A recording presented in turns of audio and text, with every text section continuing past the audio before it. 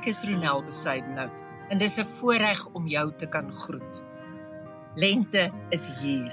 Afgelope 35 jaar lank is ek 'n predikant en dit is my roeping om vir mense 'n liefde vir die Bybel te gee.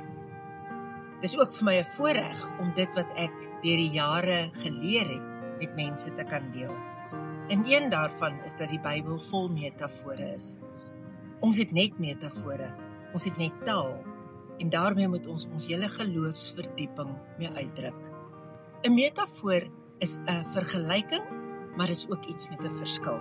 September maand begin ons met 'n nuwe dagstukreeks. Ek noem dit die 2W. Ek het op hierdie dagstuk se tema afgekom toe ek begin kyk het na die teenoorgestelde metafore wat 'n mens alles in die Bybel kry. Dink byvoorbeeld woestyn teenoor velde wat blom. Neem byvoorbeeld vuur, neem byvoorbeeld lig, neem byvoorbeeld 'n huis op 'n rots teenoor 'n huis op sand. Daar is hordes sulke metafore wat teenstellings van mekaar is. En ek het besluit, dit is 'n heerlike tema. Ek noem dit die 2W, want immers ken ons ook die metafoor van 'n breë pad en 'n smal pad. Hoe werk dit? Jy kry daagliks dagstukke. Jy kan kies of 9 uur saans of 6 uur in die oggend. Dis in Afrikaans, Engels of Duits beskikbaar.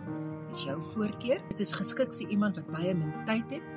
Kort dagstukkie, maar vir mense met langer tyd is daar ook langer Bybelgedeeltes wat jy kan gaan bestudeer. En natuurlik ook die hoogtepunt vir my is dat daar daagliks 'n musiekkeuse is.